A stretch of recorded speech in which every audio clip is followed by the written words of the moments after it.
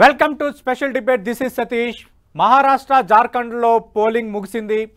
మహారాష్ట్ర జార్ఖండ్లో ఏం జరగబోతుందన్న ఉత్కంఠ దేశవ్యాప్తంగా ఉంది. ఎందుకంటే అటు లోక్సభ ఎన్నికలు జరిగిన తర్వాత హర్యానాలో భారతీయ జనతా పార్టీ సాధించిన విజయంతో మళ్ళీ పొలిటికల్ డైనమిక్స్ అన్నీ కొంత మారిన వాతావరణ నేపథ్యంలో మళ్ళీ తిరిగి మహారాష్ట్రాన్ని బీజేపీ కూటమి నిలబెట్టుకుంటుందా, లేదంటే ఇండియా కూటమి బీజేపీ కూటమిని ఓడిస్తుందా, ఏం జరగబోతుందన్న ఉత్కంఠ అందరిలోనూ ఉంది. అలాగే జార్ఖండ్లో తిరిగి జేఎంఎం కాంగ్రెస్ కూటమి అధికారాన్ని నిలబెట్టుకుంటుందన్న ఉత్కంఠ కూడా ఉంది. మహారాష్ట్ర ఫలితం అనేది దేశ రాజకీయాలను మార్చబోతుంది, దేశ రాజకీయాలపై ఇంపాక్ట్ చూపించబోతోంది. ఎన్డీఏకి సంబంధించి తీసుకోబోయే కీలక నిర్ణయాలకు కేంద్ర బిందువు కాబోతుందన్న చర్చల నేపథ్యంలో అందరూ దానికోసం ఎదురు చూస్తున్నారు. ఎగ్జిట్ పోల్స్ మరి కాసేపట్లో ఇంకా 1 by 1 రాబోతున్నాయి. దానికి సంబంధించిన ఎక్స్క్లూజివ్ రిపోర్ట్ 10 టీవీ మీకు అందించబోతోంది. అలాగే టాప్ క్లాస్ అనలిస్టులు, అలాగే టాప్ క్లాస్ లీడర్స్తో ఇన్ డెప్త్ అనాలిసిస్ కూడా మీకు అందించబోతున్నాం. మహారాష్ట్ర జార్ఖండ్లో పోలింగ్ ప్రశాంతంగా ముగిసింది. రెండు రాష్ట్రాల ఫలితాలపై దేశ ప్రజలు ఆసక్తిగా ఎదురు చూస్తున్నారు. బీజేపీ కాంగ్రెస్ కూటమిలో ఎవరు అధికారంలోకి వస్తారన్న చర్చ జోరుగా సాగుతోంది. మహాసంగ్రామంలో విజేతలెవరు, జార్ఖండ్లో జెండా ఎగరేసేదెవరు, వైనాడు ఓటర్ తీర్పేంటి, నేతల జాతకాలు తిరగరాసే మెగా ఫైట్, ఎగ్జిట్ పల్స్పై మనం స్పెషల్ డిబేట్ ప్రారంభిస్తున్నాం. చర్చలో పాల్గొంటున్నారు జాతీయ విశ్లేషకులు పెంటపాటి పుల్లారావు గారు ఢిల్లీ నుంచి. పెంటపాటి పుల్లారావు గారు నమస్తే సార్. నమస్కారం. మన మీతో ఎనాలిసిస్ కంటిన్యూ అవుతున్న పరిస్థితుల్లోనే ఆల్రెడీ మనం చూస్తున్నాం కింద ఎగ్జిట్ పోల్స్ 1 by 1 వస్తున్నాయి. ఖచ్చితంగా మనం మాట్లాడదాం. మహారాష్ట్రలో పరిస్థితి ఎలా ఉంది? ఓటింగ్ ఈరోజు జరిగిన సరళ నేపథ్యంలో మొదట మీ అంచనా ఏంటి సార్? అదే చాలా టఫ్ ఫైట్ అని నాకు అనిపిస్తుంది. ఎందుకంటే మన జూన్ 2024లో ఒక ఎలక్షన్ జరిగింది. అప్పుడు ఇండియా కూటమి కాంగ్రెస్ పార్టీ శరద్ పవార్ కి వాళ్ళకి క్లియర్ విక్టరీ, 31 ఎంపీలు వచ్చారు వాళ్ళకి 48కి. ఇప్పుడు వచ్చే పొజిషన్ చాలా కష్టంగా ఉంటుంది. మేము గెలుస్తాం అనుకున్నది. 3-4 నెలలు కొంతవరకు వాతావరణం మారిపోయింది, గ్రౌండ్ లో మారిపోయింది. అది మనం మర్చిపోకూడదు. ఇప్పుడు ఎగ్జిట్ పోల్స్ ఏం చెప్పినా 288 నియోజకవర్గాల్లో 288 యుద్ధాలు మహారాష్ట్రలో జరుగుతుంది. ఒక నాగ్పూర్ లో ఉన్న సీటు బాంబేలో ఉన్న సీటుకి సంబంధం లేదు. కులాలేంటి, వ్యవహారాలు ఏంటి. ఆ మహారాష్ట్ర పెద్ద రాష్ట్రం అవటం, 5-6 ఏరియాలు ఉండటం, అవన్నీ చూసుకుంటే ఇది లాస్ట్ మినిట్ వరకు మనం ప్రిడిక్ట్ చేయటం కష్టం, చేయకూడదు అని కూడా నాకు అనిపిస్తుంది. ఎందుకంటే ఎలా తిరుగులు వస్తాయి, ఎలా మార్పులు వస్తాయి మనం చెప్పలేము.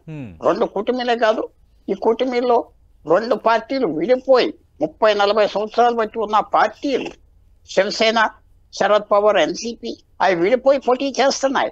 ఇది కొత్త ఇష్యూ. మన పార్లమెంట్ ఎలక్షన్స్ లో ఇండియా కూటమికి మెజారిటీ 155 సీట్లలో వచ్చి, బీజేపీ కూటమికి 120 చిల్లర్లో వచ్చి. కానీ ఆ లెక్క ఇప్పుడు ఉంటుందా? మార్పు వచ్చిందా? అవన్నీ ప్రశ్నలు ముందరకు వస్తున్నాయి. సో ఎలాంటి ఎగ్జిట్ పోల్స్ వచ్చినా మనం చూసాం. హర్యానా ఎగ్జిట్ పోల్స్ లో అందరూ అక్టోబర్ 1వ తారీఖున కాంగ్రెస్ కి 75 సీట్లు వస్తాయి, 90కి 60 వస్తాయి అన్ని అనుకుంటే రాలేదు కదా. సో అది మనం మర్చిపోకూడదు. ఎగ్జిట్ పోల్స్ ఏంటంటే మనం డిస్కస్ చేయొచ్చు, ట్రెండ్ చూపెడతాది. అలాగే ఈ సత్తా బజార్ అంటారు, ఏంటి గ్యాంబ్లింగ్ చేసే వాళ్ళు అందరూ వచ్చి వస్తాయి, కరెక్ట్ అవ్వచ్చు. ఒక్కోసారి గాలి ఒక వేవ్ ఉన్నదా లేదా, వేవ్ అనేది కనపడట్లేదు మహారాష్ట్రలో. దాన్ని బట్టి టైట్ ఫైట్ అని అనుకోవటం బెటర్. ఎందుకంటే హర్యానా మనం తొందరగా మర్చిపోకూడదు. అక్టోబర్ దాదాపు 50 రోజుల క్రితం ఒక విశేషమైన షాక్ వచ్చింది అందరికి. బీజేపీ ఓడిపోతాది కూడా, బీజేపీ మంచి విజయం సాధించింది. అవును. ఇప్పుడు అందరూ ఒక నెల క్రితం మహారాష్ట్రలో ఇండియా కూటమి గెలుస్తుంది, ఓడే పని లేదు అనుకున్నారు. ఇప్పుడు టైట్ ఫైట్ అంటున్నారు కదా. టైట్ ఫైట్ అంటే ఎవరు చెప్పలేకపోతున్నారు. ఎగ్జిట్ పోల్స్ మీద మనం వెళ్దామా, ఎగ్జిట్ పోల్స్ నిజమని డిస్కస్ చేద్దామా అంటే మనం ఆ జాగ్రత్త మాత్రం మనకు ఉండాలి. రీసెంట్ మెమరీలు, ఎగ్జిట్ పోల్స్ కరెక్ట్ కాలేదు. నేషనల్ ఎలక్షన్ కూడా నరేంద్ర మోడీకి 300 సీట్లు 350 వస్తాయన్నారు, రాలేదు కదా. కొంచెం కేర్ఫుల్ గా ఎగ్జిట్ పోల్స్ తీసుకుంటూ బెటర్ ఏమో అని నాకు అనిపిస్తుంది. అంటే పెంటపాటి పుల్లారావు గారు మీరు ఒక మంచి పాయింట్ రైజ్ చేశారు. ఇప్పుడు లోక్సభ ఎన్నికల్లో మోడీకి 300+ వస్తాయని అప్పుడు ఎగ్జిట్ పోల్ సంస్థలు అంచనా వేశాయి. But Bharatiya Janata party magic ఫిగర్ను కూడా అందుకోలేకపోయిన పరిస్థితి. అంటే సేమ్ అదే స్టేటస్ ఇంకా మహారాష్ట్రలో కొనసాగుతుందని అనుకోవాలా? ఎందుకంటే మళ్ళీ హర్యానాలో భారతీయ జనతా పార్టీ విజయం తర్వాత భారతీయ జనతా పార్టీ ఎక్కడైతే కోల్పోయిందో అక్కడ తిరిగి సాధించడానికి ఈ మధ్యకాలంలో ఆ పార్టీ ఎంత సీరియస్గా ఇనిషియేటివ్స్ తీసుకుంటుందో మనం 1 by 1 చూస్తున్నాం. Point number 1. పాయింట్ నెంబర్ 2, మీరు ఇందాక అన్నట్టుగా మొన్న లోక్సభ ఎన్నికల్లో 48 ఎంపీ సీట్లున్న మహారాష్ట్రలో బీజేపీ ఎన్డీఏ పక్షంకి సంబంధించి మొత్తం వాళ్ళకి వచ్చినవి కేవలం 17 మాత్రమే. అంటే అప్పుడు పరిస్థితి ఇంకా కంటిన్యూ అవుతుంది అనుకోవాలా, లేదంటే ఏమైనా హర్యానా ఫలితం తర్వాత మహారాష్ట్ర ఓటర్స్ ఆలోచించే తీరులో కానీ భారతీయ జనతా పార్టీ కూటమి స్ట్రాటజీ ఆలోచించే విధానంలో కానీ ఏమైనా మార్పు వచ్చిందా అనుకోవచ్చా? చాలా చాలా చాలా మార్పు వచ్చింది. మహారాష్ట్రలో షాక్ అయిపోయారు ఎవరైతే వాళ్ళు, అంతా షాక్ అయిపోయారు. అప్పుడు ఆ పరిస్థితిలో ఇదేంటి మనం ఎప్పుడు అనుకోని వచ్చింది ఎలాగని షాక్ అయిపోయారు. ఆ షాక్ వల్ల ఇవాళ కొన్ని విషయాలు మార్చారు, కొన్ని పద్ధతులు మార్చారు, పాలసీలు మార్చారు, వ్యవహారం మార్చారు. బీజేపీ డామినేషన్ లేదు, వాళ్ళకున్న ఇద్దరు మిత్ర పక్షాలకి సీట్లు ఇచ్చారు, మళ్ళీ లిబరల్ గా ఇచ్చారు సీట్లు. అందువల్ల మార్చారు. ఆ తర్వాత కొన్ని స్కీమ్స్ తీసుకొచ్చారు, కొన్ని వ్యవహారం చేశారు. నరేంద్ర మోడీ కూడా తక్కువ తిరిగాడు మహారాష్ట్రలో. 2019లో తిరిగినంత తిరగలేదు, చాలా తక్కువ తిరిగాడు. తర్వాత మీకు వస్తాయి. హర్యానాలో 2019లో 10-11 సార్లు తిరిగితే మొన్న 4 సార్లే తిరిగాడు. ఎందుకంటే నేను ఓవర్ ఎక్స్పోజ్ అయిపోయా, ఉపయోగం లేదని ఒక ఫీలింగ్ వచ్చింది. అందువల్ల ఇప్పుడు మనం చూసేది కొత్త స్ట్రాటజీ చేశారు, క్యాండిడేట్స్ జాగ్రత్తగా సెలెక్ట్ చేశారు. వాళ్ళు మేము సెంట్రల్ గవర్నమెంట్ మాది, ఇక్కడ కూడా గవర్నమెంట్ వస్తే మంచిది, నరేంద్ర మోడీ ఆల్రెడీ ప్రధానమంత్రిగా ఉన్నాడు, ఇవన్నీ వాళ్ళు ప్రాక్టీస్ చేసుకున్నారు. అందుకునే టైట్ ఫైట్ అవ్విందని మనం అందరం అనుకుంటాము. లేకపోతే ఆ గాలి అప్పుడు బీజేపీ గవర్నమెంట్ కనుక ఢిల్లీలో ఫామ్ అవ్వకపోతే అసలు ఈ వేళ ప్రసక్తే లేదు. మహారాష్ట్ర బీజేపీ ఓడిపోదును, హర్యానా ఓడిపోదును, జార్ఖండ్ ఓడిపోదును, ఆ బీజేపీ ప్రభుత్వాలు కొన్ని పడిపోదును. ఇప్పుడైతే నరేంద్ర మోడీ మళ్ళీ June 4th ప్రధానమంత్రి అవ్వడం కొంచెం మార్పు వచ్చింది. ప్రజలు కూడా ఇంకా ఇష్యూ కాదు, ఆయన ఆల్రెడీ పొజిషన్ లో ఉన్నాడు, కొంచెం జాగ్రత్త పడతారు. బీజేపీ కూడా జాగ్రత్త పడింది. కాంగ్రెస్ కూడా హర్యానాలో ఓడిపోవటం కొద్దిగా మొరాలు కూడా దెబ్బతిన్నది. తర్వాత కాంగ్రెస్ కూటమిలో ఉద్ధవ్ ఠాకరేకి కాంగ్రెస్ కి పడటం లేదని అందరికీ తెలుసు. ఉద్ధవ్ ఠాకరేని ఆయన చీఫ్ మినిస్టర్ మోహన్ చైన్ అన్నారు. ఇప్పుడు అందరూ ఉద్ధవ్ ఠాకరేని కూడా అడిగేది, నువ్వు ఎందుకు బీజేపీని వదిలేవు, వాళ్ళు ముఖ్యమంత్రి చేయలేదు, నువ్వు వీళ్ళు కూడా చేయట్లేదు కదా. ఈ ఫ్యాక్టర్స్ అన్ని ఉన్నాయి. తర్వాత ఏక్నాథ్ షిండే కూడా ఆయన 2 సంవత్సరాలు 6 నెలలు బాగా స్టేచర్ పెరిగింది. ఎన్ని సీట్లు వస్తాయి ఏ వస్తాయి చెప్పలేను, కానీ ఆయన చాలా చక్కగా హ్యాండిల్ చేశాడు. సౌండ్ మ్యాన్ ఇవన్నీ వచ్చినాయి, అవన్నీ కనపడుతున్నాయి. గ్యారంటీగా ఆ ఈక్వల్ ఫైట్ అని ఎందుకంటున్నానంటే కాషియస్ గా అంటున్నాను. 288 సీట్లు ఉన్నప్పుడు మనం ఈజీగా తీసుకోవటం కష్టం. పెద్ద రాష్ట్రం. హర్యానా 90 మంది ఎమ్మెల్యేలు, జార్ఖండ్ 81, కాశ్మీర్ కూడా 90 లోపులు. ఇది 288 రిచెస్ట్ స్టేట్. చిన్న విషయం మీ మైండ్ తీసుకొస్తున్నా. 1,60,000 రూపాయలు సంవత్సరానికి ఒక్కో మహారాష్ట్రియన్ ఇన్కమ్ యావరేజ్. జార్ఖండ్ లో 60,000. సో ఎంత తేడా ఉన్నది జార్ఖండ్ కి మహారాష్ట్రకి, దాదాపు 3 రెట్టింపుల తేడా వెళ్తున్నారు. ఇవన్నీ ఉన్నాయి కాబట్టి మహారాష్ట్ర ఆలోచనలు వేరు. తర్వాత ఇంకో పాయింట్ కూడా, ఎవరు మీకు సమాజంలో చూస్తాం, మనకి సిఖ్స్ కలుస్తారు, తమిళియన్స్ కలుస్తారు, మనకి పంజాబీస్ కలుస్తారు, అందరూ కర్ణాటకస్ కలుస్తారు, కానీ మహారాష్ట్రియన్స్ కొంచెం వాళ్ళతోనే ఉంటారు. ఎక్కడ ఎవరైనా కలుస్తారా, మనకు కనపడతారా? ఆంధ్రాలో, హైదరాబాద్ లో, చెన్నైలో కనపడు. వాళ్ళ సొసైటీ ఒక డిఫరెంట్ టైప్ ఆఫ్ సొసైటీ, అది కూడా మనం గమనించాలి. ఎక్కడ మనకి ఎవరైనా మీ అక్వైంటెన్స్ ఎవరంటే ఒక మహారాష్ట్రని చూపెట్టమంటే ఎవరు చూపెట్టలేకపోతారు. వాళ్ళు వేరే సొసైటీ, వాళ్ళ ఆలోచించుకుంటారు, వాళ్ళ ఆలోచన వేరు. వాళ్ళు బయట అంత ఈజీగా సంబంధాలు పెట్టుకోరు, బయట వ్యాపారాలు చేయరు, బయట ఉద్యోగాలు తక్కువ చేస్తారు. ఇన్ని ఉన్నాయి వాళ్ళలో. అది ఒక వేరే సమాజం, అంత సింపుల్ గా తీసుకోలేం. కానీ బీజేపీ అలయన్స్ కొద్దిగా మేకప్ చేసింది ఈ 4 నెలల్లో, అది మాత్రం స్పష్టంగా మనం చెప్పుకోవాలి. రైట్. పుల్లారావు గారు, యాక్చువల్గా ఎగ్జిట్ పోల్స్లో కూడా మహాయుతి కూటమికే మొగ్గు ఉన్నట్టుగా ఎగ్జిట్ పోల్స్ కూడా వస్తున్నాయి. ఆల్రెడీ మహాయుతి కూటమి అధికారంలో ఉన్న అంశం ఒకటి. రెండోది వ్యవసాయ సంక్షోభం. అంటే రైతుల్లో కొంత అసంతృప్తి. విదర్భ లాంటి ప్రాంతాల్లో ఈ ఉల్లి రైతులు అంటే ధర పెరిగినప్పుడు ఎగుమతులపై కేంద్రం నిషేధం విధించడాన్ని ఉల్లి రైతులు ఒక పెద్ద ఉద్యమం చేశారు. అక్కడ ఒక పెద్ద ఇష్యూగానే అక్కడ మారింది. Number 2, Maratha reservations. మనకు తెలుసు, మరాఠా వర్సెస్ అంటే ఓబీసీ, అది కూడా ఒక సెన్సిటివ్ ఇష్యూగా ఉంది. నెంబర్ 3, అంటే ఎన్సీపీ అలాగే శివసేనని స్టేబుల్గా ఉన్న ఒక రాజకీయ పొందుకులు ఉన్న పార్టీల్ని భారతీయ జనతా పార్టీ విడదీసిందన్న భావన కొందరిలో ఉందన్నది కొందరు చెప్తున్నమాట. అంటే ఇవేమీ పనిచేయలేదంటారా? ఈ ఫ్యాక్టర్స్ ఏమీ పనిచేయలేదంటారా? ఈ ఫ్యాక్టర్స్ను కాదని మహాయుతి కూటమి ఏ విధంగా గెయిన్ అయ్యే పరిస్థితికి వచ్చింది? ఒకటి మనం ఏమంటామంటే మీడియాలో వచ్చింది, ఉల్లిపాయ రైతులు చాలా అన్హ్యాపీగా ఉన్నారు, సోయాబీన్ రైతులు కోపంగా ఉన్నది, అక్కడ ఎవరో వర్కర్ ఏదో ఊర్లో అన్నాడు. ఇది ఎంత ఐసోలేటెడ్ ఇన్సిడెంట్స్. మనకి ఈవేళ 40-50 సంవత్సరాలకి ఇవాళ తేడా ఏంటంటే టెలివిజన్ కెమెరాస్ మన ఇంట్లోకి అంతా న్యూస్ తీసుకొస్తుంది కాబట్టి అందరూ అలాగే ఆలోచిస్తున్నారు అనుకుంటాం. అందువల్ల అది కరెక్ట్ పిక్చర్ కాదు. జనరల్ గా మీరు చూడవలసింది మహారాష్ట్రలో పాపులారిటీ ఎవరైనా పెద్ద నాయకుడు ఇవాళ మహారాష్ట్రలో లేడు కదా. ఇప్పుడు ఆంధ్రప్రదేశ్ ఇద్దరు ముగ్గురు నాయకులు ఉన్నారు, చంద్రబాబు నాయుడు అనుకోండి, జగన్ అనుకోండి, పవన్ కళ్యాణ్ అనుకోండి. తెలంగాణలో ఇద్దరు ముగ్గురు నాయకులు ఉన్నారు. మహారాష్ట్రలో ఎవరున్నారు? రాష్ట్రం అంతా శరద్ పవార్ అంటారు. శరద్ పవార్ 5 జిల్లాలకు పరిమితి, 40 జిల్లాలో 50 జిల్లాల్లో. ఉద్ధవ్ ఠాకరే బాంబే సిటీ పక్కనున్న తానేకి. అలాగే అజిత్ పవార్ 4-5 జిల్లాలకి. బీజేపీ విదర్భలో ఉన్నది, మళ్ళీ వెస్టర్న్ మహారాష్ట్రలో తక్కువ. సో ఎవడు నాయకుడు, పెద్ద నాయకుడు ఎవరు? శరద్ పవార్ అంత పెద్ద నాయకుడు అయితే 40-50 మంది ఎమ్మెల్యేలతోనే తిరుగుతాడే మొన్న. అందువల్ల ఎవరు పెద్ద లీడర్ లేరా.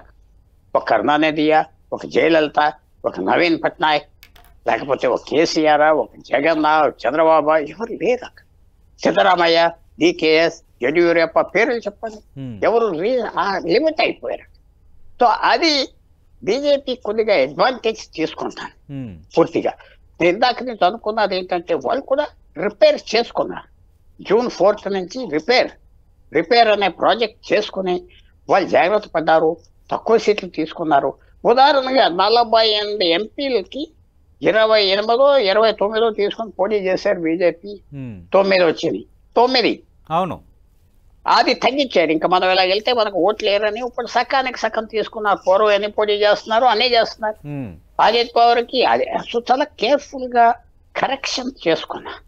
మరి కరెక్షన్ పనిచేస్తుందా లేకపోతే లేదా, ఆ కోపం ఉన్నదా లేదా బీజేపీ మీద అంటే ఇప్పుడు నరేంద్ర మోడీ క్యాండిడేట్ కాదు కదా, ఏదో రాజ్యాంగం మార్చేస్తాడు 400 సీట్లు ఇస్తే, అది లేదు కదా. మైనారిటీ ఓటర్స్ పార్లమెంట్ ఎలక్షన్ కి ఒక ఉదాహరణ చెప్తా. మాలేగావ్ అని ఒక నియోజకవర్గం ఉన్నది, అది ఒక పార్లమెంట్ కాన్స్టిట్యున్సీలో ఒక 7 సెగ్మెంట్లో ఒకటి. అక్కడ ఇండియా అలయన్స్ కి 1,90,000 ఓట్లు వచ్చినాయి, బీజేపీకి 10,000. ఆ మెజారిటీతో పార్లమెంట్ సీట్ గెలిచేశారు. 10,000, 20,000 మెజారిటీ. ఒక అసెంబ్లీ కాన్స్టిట్యున్సీలో 1,70,000 మెజారిటీ వచ్చింది. ఇప్పుడు అది పనిచేయదు కదా. ఇక్కడ ఆ 1,70,000 అక్కడికే వస్తాయి, అయిపోతుంది. సో అసెంబ్లీ ఎలక్షన్ వచ్చేటప్పటికి వేరేగా ఉంటుంది, పార్లమెంట్ కి వేరేగా ఉంటుంది. సో ఇదంతా బీజేపీకి బెనిఫిట్ చూపెట్టాలి. మనం ప్రిపేర్ చేసుకున్నారు, నరేంద్ర మోడీ ఉన్నాడు, ఎన్నో ఈ తప్పులు చిన్న చేస్తుంది. సో అది మనం ఎక్స్పెక్ట్ చేయొచ్చు. కానీ నేను ఎప్పుడు మీకు నాకు అందరికీ మనం ఆలోచించవలసింది ఏంటంటే, ఎగ్జిట్ పోల్స్ మన హర్యానాలో తప్పు చెప్పారు, మన Lok Sabha parliament election June 2024 sir. నేను ఇప్పుడు నెక్స్ట్ అదే అడగబోతున్నాను. గత మహారాష్ట్ర ఎన్నికల్లో కూడా ప్రముఖ జాతీయ మీడియా సంస్థలు కూడా బోల్తా పడ్డాయి లాస్ట్ టైము. ఖచ్చితంగా వాటిపైన కూడా మనం మాట్లాడదాం. అయితే పీపుల్స్ పల్స్ సంస్థ, ప్రముఖ సర్వే సంస్థ ఆల్రెడీ మహారాష్ట్ర జార్ఖండ్లపై ఎగ్జిట్ పోల్స్ నిర్వహించింది. మనతో అటు మా ఢిల్లీ రిపోర్టర్ గోపితో పాటు ఉన్నారు senior journalist psephologist Dilip Reddy గారు.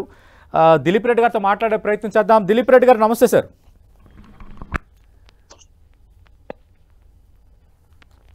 దిలీప్ రెడ్డి గారు, మీ ప్రిడిక్షన్ ఏంటి సార్? జార్ఖండ్ మహారాష్ట్రలో ఏం జరగబోతోంది?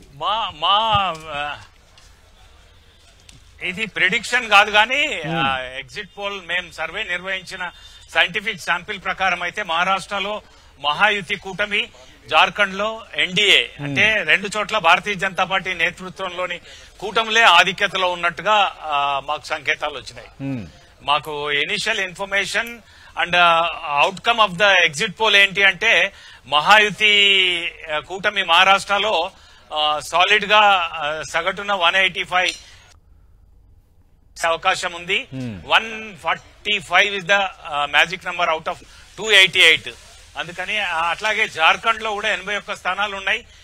41 స్థానాలు వస్తే సింపుల్ మెజారిటీ ఫామ్ చేయడానికి అవకాశం ఉంటుంది. కానీ భారతీయ జనతా పార్టీ తనంత తానుగానే 42 నుంచి 46 స్థానాలు గెలిచే అవకాశం, కూటమిగా అయితే సగటున 48 స్థానాలు గెలిచే అవకాశం ఉంది అని 2 చోట్ల కూడా భారతీయ జనతా పార్టీ నేతృత్వంలోని అటు మహాయుతి ఇటు ఎన్డీవీఏ కూటములు 2 రాష్ట్రాల్లో కూడా ఆధిక్యత సాధించే అవకాశం కనిపిస్తుంది. దిలీప్ రెడ్డి గారు, మనం చూసాం లోక్సభ ఎన్నికల్లో మహారాష్ట్రలో భారతీయ జనతా పార్టీ కేవలం 17 సీట్లకి పరిమితమైన పరిస్థితి. అంటే లోక్సభ ఎన్నికల నాటికి ఇప్పటికీ పరిస్థితి ఏం మారింది? అంటే ఏ విషయంలో భారతీయ జనతా పార్టీ కానీ ఎన్డీఏ కూటమి గెయిన్ కాగలిగింది? అంటే 2-3 ఆస్పెక్ట్స్ ఉన్నాయి అక్కడ. Most of the significant point out of that ప్రధానమైన అంశం ఏంటి అంటే 2024 మేలో జరిగిన పార్లమెంట్ ఎలక్షన్స్ లో నేషనల్ ఇష్యూసే ఫోకస్ అయినాయి.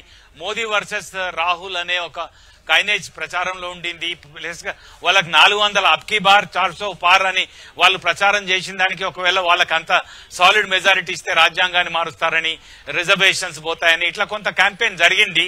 ఆ ఇష్యూస్ వల్ల అక్కడ ఎంవీఏ కూటమి ఆధిక్యత సాధించింది. కానీ మీరు గమనించాల్సిన ఇంపార్టెంట్ ఆస్పెక్ట్ ఏంటంటే 48లో 30 స్థానాలు మహావికాస్ అఘాడీకి, 17 స్థానాలు మాత్రమే మహాయుతికి వచ్చిన vote share percentage was very keen.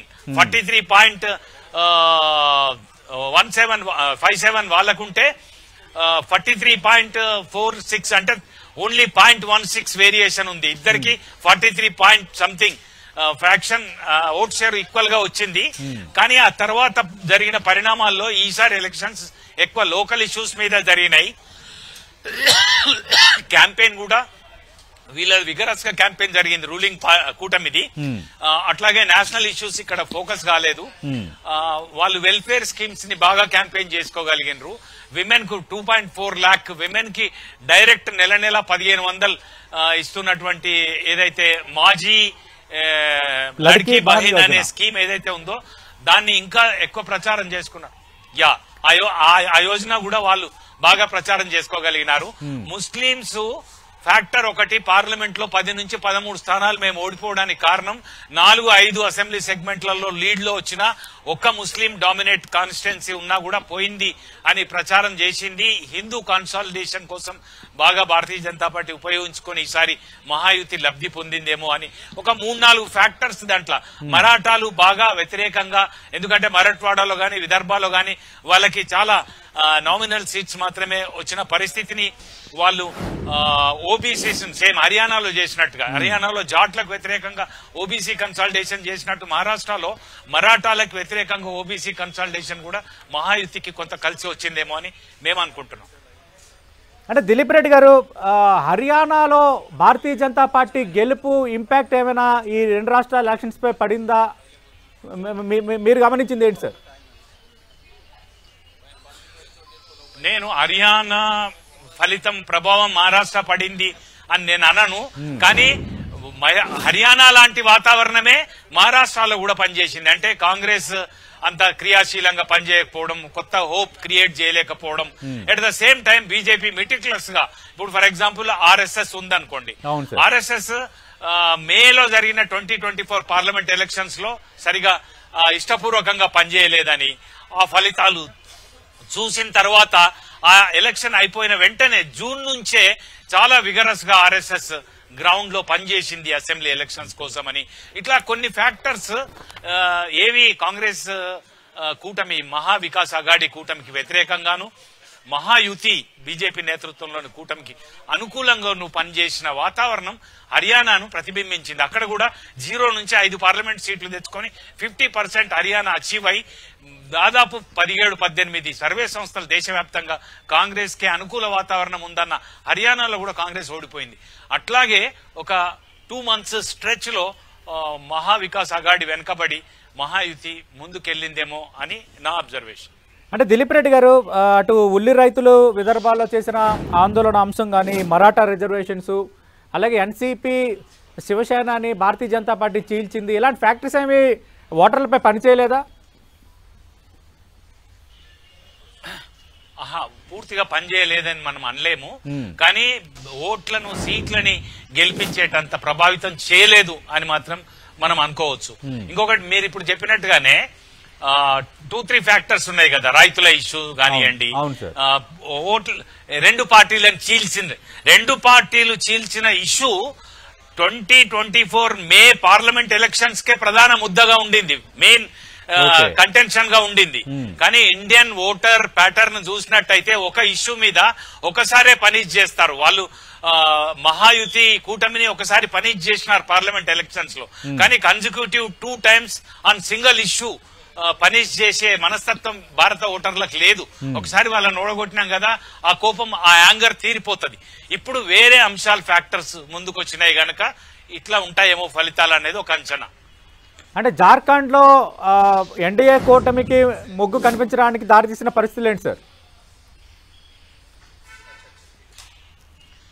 అక్కడ ప్రభుత్వ వ్యతిరేకత ఉంది. ప్రభుత్వ వ్యతిరేకతని భారతీయ జనతా పార్టీ బాగా ఎన్కాష్ చేసుకుంది. పైగా మీరు మొత్తం జార్ఖండ్ హిస్టరీ కనుక మీరు చూసినట్టయితే లాస్ట్ 25 years లో most of the time they are in rule BJP. Last time కొన్ని సోషల్ ఈక్వేషన్స్, సోషల్ ఇంజనీరింగ్ సరిగ్గా చేయకపోవడం, నాన్ ట్రైబ్ సీఎం ని పెట్టడం, ఇట్లాంటి కొన్ని వాళ్ళు దెబ్బతిన్నారు. వాటిని సరి చేసుకోవడానికి మళ్ళీ ట్రైబ్ లీడర్స్ ని ముందుకు తీసుకురావడం, మరాండీని ముందుకు తీసుకురావడం, ముండాన్ ముందుకు తీసుకురావడం, ఇట్లా వాళ్ళు కొన్ని దిద్దుబాటు చర్యలు బాగా ఎఫెక్టివ్ గా చేయడం కూడా భారతీయ జనతా పార్టీ కూటమికి అనుకూలించింది.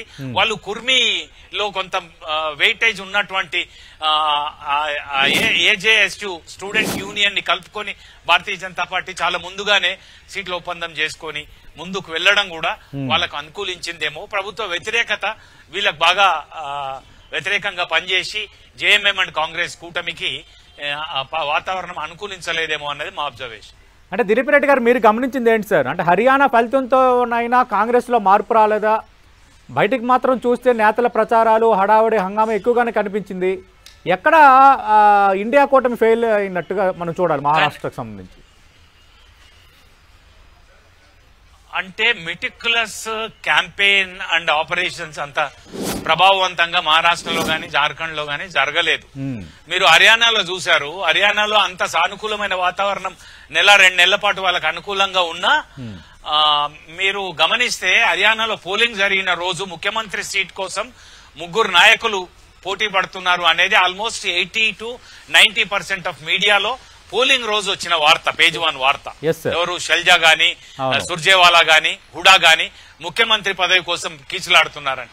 అట్లా ఇప్పుడు విదర్భ లాంటి ఏరియాలో ఎక్కడైతే పీపుల్ సఫరింగ్స్ ఉన్నాయో అక్కడికి కాంగ్రెస్ పోయి కొత్త హోప్ క్రియేట్ చేసే పరిస్థితి. అవుట్ ఆఫ్ 288 101 కంటెస్ట్ చేసిన కాంగ్రెస్ క్యాంపెయినే వీక్ గా ఉంది మహారాష్ట్రలో. ఇంకా శరద్ పవార్, ఉద్దవ్ ఠాక్రే కొంచెం బెటర్ గా క్యాంపెయిన్ చేసినారు, కానీ కాంగ్రెస్ క్యాంపెయిన్ గానీ, కాంగ్రెస్ సీట్ల అంగీకారం గానీ, అది పార్లమెంట్ లో జరిగినంత సుహృద్భావంగా కూడా సీట్ల సర్దుబాటు అనేది జరగలేదు. కాంగ్రెస్ కు అనుకూలమైన చాలా సీట్లలో NCP Sharad Pawar group dominate చేసి వాటిని తీసేసుకుంది. కనుక వాళ్ళ విక్టరీ, వాళ్ళ సక్సెస్ రేట్ ఎక్కువ ఉండడానికి ఆస్కారం ఉంది అనేది కూడా ఒక టాక్ మహారాష్ట్రలో వినిపిస్తుంది. మనం చూస్తున్న మహారాష్ట్ర, జార్ఖండ్ సంబంధించిన ఎగ్జిట్ పోల్స్ వస్తున్నాయి. దాదాపు ఎగ్జిట్ పోల్స్ చేసిన సంస్థలన్నీ ఎన్డీఏ కూటమికే మొగ్గు చూపిస్తున్నాయి.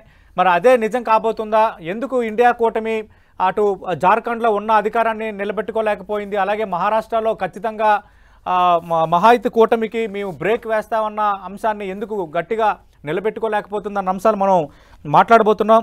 ఇప్పటి వరకు మన చేతిలో ఉన్న కొన్ని సర్వేలకు సంబంధించిన వివరాలు చూస్తే పీమార్క్ సర్వే ఎన్డీఏకి 137 నుంచి 157 రావచ్చని చెప్పింది. మహారాష్ట్రకు సంబంధించి మహారాష్ట్రలో మొత్తం 288 అసెంబ్లీ స్థానాలుంటే 145 అంటే 145 is the magic figure. India కూటమికి 126 నుంచి 146 రావచ్చు, అదర్స్ 2 నుంచి 8 అంటున్నారు. అలాగే మ్యాట్రిజ్ ఎన్డీఏ కూటమికే మొగ్గు చూపుతోంది, 150 నుంచి 170 రావచ్చని మ్యాట్రిజ్ సంస్థ చెప్తోంది. ఇండియా కూటమి 110 నుంచి 130, అదర్స్ 8 నుంచి 10 సీట్లకు పరిమితం కావచ్చని ఎగ్జిట్ పోల్ అంచనా వేస్తోంది. ఇక పీపుల్స్ పల్స్ సంస్థ ఎగ్జిట్ పోల్ మనం చూస్తే ఎన్డీఏకు హైయెస్ట్ అంటే 175 to 195 అంటే మ్యాజిక్ ఫిగర్ కంటే 30 సీట్లు అదనంగా వచ్చే అవకాశం ఉంది అంటూ పీపుల్స్ పల్స్ అంచనా వేస్తోంది. ఇండియా కూటమి 85 నుంచి 112కే పరిమితమయ్యే సూచనలు ఉన్నాయనేది ఆ సంస్థ అంచనా. ఇక CNN News 18 ఎన్డీఏకి 154 అంటే మ్యాజిక్ ఫిగర్ కంటే 9 సీట్లు అదనంగా రావచ్చని అంచనా వేస్తోంది. బట్ ఇండియా కూటమికి 128 సీట్లు రావచ్చు. అదర్స్ 6 స్థానాల్లో గెలిచే ఛాన్స్ ఉందని CNN News 18 అంచనా వేస్తోంది. ఇక కేకే సర్వే మనకు తెలుసు, ఆంధ్రప్రదేశ్ ఎన్నికల్లో సెన్సేషన్ సృష్టించిన కేకే సర్వేకి సంబంధించి ఎన్డీఏ కూటమికి కేకే సర్వే చాలా మ్యాసివ్ ఫిగర్ ఇచ్చేసింది. 225 అంటే 288 అసెంబ్లీ స్థానాలు ఉన్న మహారాష్ట్రలో 225 స్థానాలు ఎన్డీఏ కూటమికి రాబోతుంది అంటే ఒక మ్యాసివ్ విక్టరీ సాధించబోతుందని కేకే సర్వే అంచనా వేస్తోంది. ఇండియా కూటమి కేవలం 56కే పరిమితం కావచ్చని చెప్తోంది. ఇక చాణక్య స్ట్రాటజీస్లో ఎన్డీఏ కూటమికే మొగ్గు కనిపిస్తోంది. నిజంగా మరి ఎగ్జిట్ పోల్స్ అంచనాలు ఎగ్జాక్ట్గా రాబోతున్నాయా, లేదంటే సెన్సేషన్ ఏమైనా జరగబోతుందా? ఎందుకంటే హర్యానా విషయంలో చూసాం, మెజార్టీ సంస్థలు కాంగ్రెస్కి ఎడ్జ్ ఇచ్చిన నేపథ్యంలో అక్కడ భారతీయ జనతా పార్టీ విజయం సాధించిన పరిస్థితి కూడా చూసాము. బట్ మరి మహారాష్ట్ర, జార్ఖండ్లో అలాంటి అద్భుతమైన జరుగుతుందా, లేదంటే ఇదే ఎగ్జిట్ పోల్ నిజం కాబోతుందా? అన్ని అంశాలు మాట్లాడబోతున్నాం. మనతో పాటు 10TV స్టూడియోలో ఉన్నారు ప్రముఖ విశ్లేషకులు తెలకపల్లి రవి గారు, అలాగే డిబేట్లో జాయిన్ అవుతున్నారు కాంగ్రెస్ పక్షాన ఆ పార్టీ నేత దేవరకద్ర శాసనసభ్యులు, మహారాష్ట్ర ఎన్నికల్లో ప్రత్యేకంగా చాలా రోజులు నియోజకవర్గాలకు సంబంధించి సమన్వయకర్తగా పరిశీలకుడిగా పనిచేసిన మధుసూదన్ రెడ్డి గారు, మరి కాసేపట్లో బీజేపీ నుంచి ఆ పార్టీ నేత ప్రకాష్ రెడ్డి గారు డిబేట్లో జాయిన్ కాబోతున్నారు. తెలకపల్లి రవి గారు, మీ అంచనా ఏంటి సార్? మహారాష్ట్ర ఎగ్జిట్ పోల్స్ అలాగే జార్ఖండ్ ఎగ్జిట్ పోల్స్లో మళ్ళీ ఇప్పుడు ఎన్డీఏకే మొగ్గు కనిపిస్తోంది. ఎందుకంటే మన లోక్సభ ఎన్నికల్లో 240 సీట్లు వచ్చిన తర్వాత ఇక మోడీ ప్రభ తగ్గుతోంది, మిగతా పక్షాలు సహాయం లేకపోతే ఇంక గెలిచే వాతావరణం లేదు, కన్ను అంటారు కదా లట్టుపోయి ఇంకా గెలిచారన్న ఒక వాతావరణం క్రియేట్ అయింది. బట్ వేరేజ్ హర్యానాలో భారతీయ జనతా పార్టీ గెలిచిన తర్వాత కొంత వాళ్ళ ఊపు కనిపించింది. దాని ఇంపాక్ట్ ఏమైనా ఉందా, లేదంటే ఇండియా కూటమి వైఫల్యం ఏమైనా ఉందా? ఫైనల్లీ ఎగ్జిట్ పోల్స్ ఎగ్జాక్ట్గా నిజమవుతాయన్న అంచనా మీకుందా? మొత్తం మీద మొన్న ఆంధ్రప్రదేశ్తో సహా, ఆ తర్వాత హర్యానాతో సహా వీటి తర్వాత ఎగ్జిట్ పోల్స్ మీద గతంలో ఉన్నంత క్రేజ్ తగ్గిందని చెప్పాలి మనం. వాళ్ళు కూడా అంత క్లెయిమ్ చేసుకోలేదు. వీటికంటే ముఖ్యంగా లోక్సభలో 400 సీట్స్ అన్నది కాస్త 200 సీట్స్ దగ్గర ఆగిపోవడంతో ఎగ్జిట్ పోల్స్, సర్వేలు వీటికి సంబంధించిన ప్రభ కొంచెం తగ్గింది, అందులో సందేహం ఏం లేదు. కానీ మహారాష్ట్రకు వచ్చేసరికి ఎవరు బల్లగుద్ది ఇండియా కూటమి గెలుస్తుంది, లేకపోతే అక్కడ లోకల్గా మహావికాస్ అగాధి గెలుస్తుంది అన్న పద్ధతిలో చెప్పలేదు. ఈవెన్ నేను కూడా చెప్పలేదు. ఎందుకంటే చాలా హోరాహోరీగా పోటాపోటీగా కనిపించింది. మీరు మాట అన్నారు కదా, ఒంటరిగా గెలవలేదు, ఇతరుల మీద ఆధారపడని. ఆ పరిస్థితికి 100కి 100 పాళ్ళు ప్రతిబింబం ఏదైనా ఉంటే మహారాష్ట్ర. అక్కడ ప్రతి 2 పార్టీలను కూడా 2 ముక్కలు చేసి, ఆ 2 ముక్కల్లో ఒక ముక్క ఇటు ఒక ముక్క అటు. సో సహజంగా ఇప్పుడు ఏమవుతుందంటే, ఇప్పుడు ఇలా మహారాష్ట్ర మీద ఆశ ఉండడానికి ఒక కారణం, లోక్సభ ఎన్నికల్లో 30 స్థానాలు తీసుకొని వచ్చి జాతీయ స్థాయిలో ఫలితాలు మారడానికి కారణమైన ఒక కీలక రాష్ట్రం మహారాష్ట్ర. ఉత్తరప్రదేశ్ తర్వాత ఇంకోటి తర్వాత తమిళనాడు, ఈ రాష్ట్రాలు. సో ఇప్పుడు మహారాష్ట్రలో వాళ్ళు అలాగే ఉన్నారు కాబట్టి కొంత సానుకూలత ఉండొచ్చు అని భావించినప్పటికీ 2 ఫ్యాక్టర్స్ ప్రధానంగా పనిచేస్తాయి. ఒకటి, కేంద్రంలో అధికారంలోకి వచ్చారు, ఎందుకైతేనేమి ఎట్లాగో కలిసో ఏదో విధంగా పవర్లో ఉన్నారు. రెండవదండి, మహారాష్ట్ర రాజకీయాల్లో బీజేపీ బిగ్గెస్ట్ పార్టీ. శివసేనతో పెట్టిన రాజకీయాలు ఎత్తులు పై ఎత్తుల్లో BJP emerge as the major player. So గత 2-3 ఎన్నికల్లో కూడా వాళ్లకు 100కు పైన స్థానాలు వస్తున్నాయి. కాంగ్రెస్ పార్టీ 100 స్థానాలకు దగ్గర వచ్చింది, 1990 తర్వాత రాలేదు. వాళ్ళు అంతకంతకు కూడా తగ్గుతూ వస్తున్నారు. సో ఈ పరిస్థితుల్లో 3 పార్టీలు కలిసి ప్రభుత్వం ఏర్పాటు చేసి, ఇంకోటి కూడా ఈ కూటమికి సపోర్ట్ ఎక్కడి నుంచి వచ్చింది అంటే, శివసేన అనేది బీజేపీతో కలిసి పోటీ చేసిన శివసేన బయటికి రావటం, అది మంచి విషయమే అప్పుడు ఆ పరిణామం. కానీ అదే సమయంలో సొంత బలం లేకపోవటం, శివసేన లాగే ఇది కూడా చీలిపోవటం. ఇప్పుడు శివసేన 2 వర్గాలు తీసుకుంటే కనుక, ఆ వర్గం ఆడు ముఖ్యమంత్రిగా ఉన్నాడు, చాలా కాలంగా ఉన్నాడు. సోషల్ కాంపోజిషను, కొన్ని ప్రాంతాల్లో అతనికి బెల్ట్గా ఉండటం, ఆయనతో పోలిస్తే ఇతను అంత మాస్ లీడర్ కాదు, ఉద్ధవ్ ఠాక్రే ఖచ్చితంగా. సో ఈ కారణాలు అన్నిటికంటే ముఖ్యమైనది ఐక్యతను కాపాడుకొని ముందు నుంచి ఒక ఏకోన్ముఖమైన సందేశం ఇవ్వడంలో కూడా వైఫల్యం కూడా కావచ్చు. దానికి బహుశా ప్రధానంగా కాంగ్రెస్ పార్టీ శివసేన మధ్యలో కుదరకపోవటం, ఇంకా ఎన్సీపీ అనేది కొంత విశ్వసనీయత సమస్య కూడా వచ్చింది. ఆఖరికి ఎంతవరకు వచ్చింది అంటే, బీజేపీతో కలిసి అదానితో చర్చలు జరిపారు అంటే దాన్ని ఖండించినది కూడా లేదు. సో క్రెడిబిలిటీ అయితే ఇవన్నీ వాళ్ళకున్నాయా? ఎన్నికల పోరాటంలో ఒక విషయం తెలుస్తుందండి, తెలంగాణతో సహా ఆంధ్రప్రదేశ్తో సహా మీ బలం కంటే ఎదుటివాడి బలహీనతే మిమ్మల్ని ఎక్కువసార్లు గెలిపిస్తుంది. సో ఎప్పుడైతే మహావికాస్ అగాధిలో ఈ లొసుగులు ఇవన్నీ కూడా వచ్చాయో తప్పనిసరిగా అది వాళ్ళకి మేలు చేసినట్టుగా ఉంది. ఇంకా అధికార దుర్వినియోగాలు, ఎత్తుగడలు, కుల మత బటేంగేతో పటేంగే ఇట్లాంటివన్నీ చాలా స్లోగన్స్ ఇవన్నీ కూడా ఉపయోగపడి ఉండొచ్చు. అందువల్ల హర్యానాలో కూడా దెబ్బతిని ఉండటం. నేను అనుకున్నాను హర్యానాలో దెబ్బతిన్న తర్వాత ఇక్కడ మరింత పకడ్బందీగా యూనిఫైడ్గా వెళ్తారు అనుకున్నాం, కానీ అది జరగలేదు. ఇక్కడ 30 కాంగ్రెస్ మధ్య కూడా కొన్ని గ్యాప్స్ వాళ్ళిద్దరి మధ్య ఉండటమే 30 వచ్చాయి కాబట్టి మనం రావటం దాదాపు ఖాయం అనే పద్ధతిలో వాళ్ళు వ్యవహరించడం వల్ల కూడా. రెండోది శరద్ పవార్ యొక్క పట్టు కొంత సన్నగిల్లటం, వీటన్నిటి వల్ల కూడా ఈ కారణం ఉంది. ఇంకొకటి అప్పుడు కూడా 30 స్థానాలు వచ్చినప్పటికీ అసెంబ్లీకి వచ్చేసరికి తేడా 20 స్థానాలే ఉన్నాయి. If you go to assembly segments that is only 27 or so. So 27లో 15 అటు ఇటు అయితే కూడా మారిపోయే పరిస్థితి ఉంటుంది కదా. All these factors are there. Maharashtra రాజకీయాలు చాలా కాలంగా వోలటైల్గా ఉన్నాయి. దానికి ముఖ్యమైన కారణం అది శివసేన అనేది 2 ముక్కలు అవ్వటము, దానికి ఒక క్యారెక్టర్. అంటే బాల్ ఠాకరే ఉన్నప్పటి శివసేన, ఇప్పుడు శివసేన, ఈ రెండింటిని పోల్చుకుంటే చాలా తేడా. మరి వాళ్ళు రేపు వెళ్ళి అందులో కలిసిపోతారేమో కూడా. అదే మొన్న లోక్సభ ఎన్నికల్లో కూడా ముంబై పరిధిలోని ముస్లిమ్స్ అందరూ ఉద్ధవ్ ఠాకరే శివసేనని సమర్థించి గెలిపించారన్నది. అంటే ఆ ఫ్యాక్టర్స్ ఫినామినాస్ అన్ని మారిపోయాయి. ఖచ్చితంగా అవన్నీ కూడా మాట్లాడదాం. అది కరెక్టే. ఇప్పుడు ఎప్పుడైతే ముస్లిం సీట్ గెలిపించారో అటు వెంటనే అదిగో ముస్లింలు అందరూ ఒకటి అవుతున్నారని అక్కడ హిందూ ఎన్నికల ప్రచారంలో అంశాన్ని బాగా అది హిందూ కన్సల్టేషన్ పద్ధతులు, అంటే మత ప్రాతిపదికన చీలిక రావడం, తేవడం, పెంచడం, అది ఒక ముఖ్యమైన కారణంగా మారింది. ఓకే, మధుసూదన్ రెడ్డి గారు, జార్ఖండ్లో ఇండియా కూటమి అధికారంలో ఉంది. ఇప్పుడు అధికారం కోల్పోయే పరిస్థితి వచ్చిందని ఎగ్జిట్ పోల్స్ చెప్తున్నాయి. మహారాష్ట్రలో అంటే హర్యానా ఫలితం తర్వాత మహారాష్ట్ర ఖచ్చితంగా మేము గెలవబోతున్నాము, హర్యానాతో గుణపాఠం నేర్చుకున్నామని మీ కాంగ్రెస్ పార్టీకి చెందిన అగ్రనేతలు కూడా చాలామంది మాట్లాడారు. మరి ఇప్పుడు ఎగ్జిట్ పోల్స్ చూస్తే మహారాష్ట్రలో కూడా తిరిగి ఎన్డీఏ నిలబెట్టుకుంటోంది. ఏం చెప్తారు సార్ ఎగ్జిట్ పోల్స్ పై? సార్, ఎగ్జిట్ పోల్స్ గురించి ముందుగా మొన్న జరిగిన హర్యానా ఎన్నికలే మనకు తెలుసు. హర్యానా ఎన్నికలల్లో ఎగ్జిట్ పోల్స్ ఏం చెప్పినాయి, మొత్తం 90 కాదు 100% ఎగ్జిట్ పోల్స్ కాంగ్రెస్ ఫేవర్ కి చెప్పినాయి, మీకు తెలుసు. కానీ ఆడ జరిగిన వాస్తవ పరిస్థితి, ఆడ జరిగిన పరిస్థితులు ఏ విధంగా ఉన్నాయో, ఆడ రిజల్ట్స్ ఏ విధంగా వచ్చినాయో మనము మననే రీసెంట్ గానే చూసినాము. ఇకపోతే జార్ఖండ్ విషయానికి వస్తే, జార్ఖండ్ విషయంలో కానీ మహారాష్ట్ర విషయంలో కొన్ని సర్వే సంస్థలు ఇద్దరికి అంటే 10-15 సీట్లు తేడా చూపిస్తున్నారు. అంటే మేజారిటీ ఒక్క సర్వే ఆంధ్రప్రదేశ్ కు సంబంధించిన ఒక కేకే సర్వే ఒకటే మీరు అన్నట్టు ఏదో 200 వస్తాయి 300 వస్తాయి 225. మిగతా సర్వే సంస్థలన్నీ కూడా ఆల్మోస్ట్ 10 to 15 సీట్స్ వేరియేషన్ తోనే చూపిస్తున్నారు. సో 10 to 15 సీట్స్ మేము పెద్దగా పరిగణలోకి తీసుకోదలుచుకోవాలి. ఎందుకంటే ఈ ఎగ్జిట్ పోల్స్ అనేటివి ఇప్పుడు పబ్లిక్ ఎట్లయిపోయారంటే గతంలో లాగా మేము ఎవరికి ఓటేసినామని చెప్పే పరిస్థితులలో లేరు. కొన్నిసార్లు వాళ్ళు ఎందుకంటే మేము ఎందుకు చెప్పాల్సిన అవసరం ఏముందనే విధంగా కూడా పబ్లిక్ వ్యవహరిస్తున్నారు. ఇకపోతే మహారాష్ట్ర ఎలక్షన్లలో నేను అంటే మహారాష్ట్ర బాంబే మలాడ్ వెస్ట్ లో నేను వర్క్ చేసిన అక్కడ పరిస్థితులు కూడా నేను ఒక 10 days అక్కడ ఉన్నా.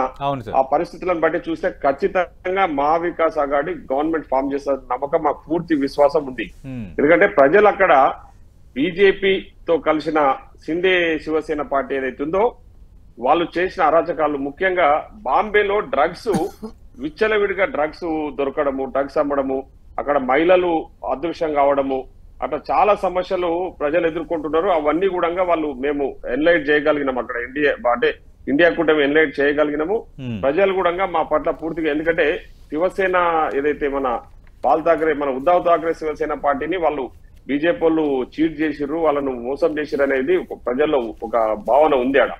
సో ఖచ్చితంగా నేనేమనుకుంటుంటే అధికారం కేంద్రంలో బీజేపీ ఉంది కాబట్టి, అదే విధంగా ఇప్పుడు మహారాష్ట్రలో బీజేపీ అధికారంలో ఉంది కాబట్టి కొందరు ఇప్పుడు ప్రజలు ఏ విధంగా ఉంటారనేది తెలుసు కదా, భయపడి బయటకు చెప్పకపోయిండొచ్చు.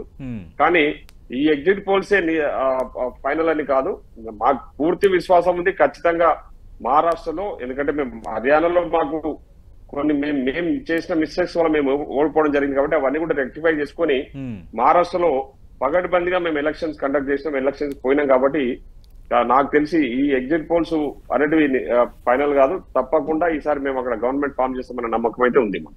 అంటే మధుసూదన్ రెడ్డి గారు, విదర్భలో ఉన్న వ్యవసాయ సంక్షోభం, ఉల్లి రైతుల ఆందోళన ఇష్యూస్, అలాగే దేశంలో జరుగుతున్న ఆత్మహత్యలు 37% ఆఫ్ సూసైడ్స్ మహారాష్ట్ర రైతులు ఉన్నాయి గణాంకాల ప్రకారం. అంటే ఈ ఇష్యూని కాంగ్రెస్ పార్టీ కరెక్ట్గా క్యాచ్ చేసుకోలేకపోయింది.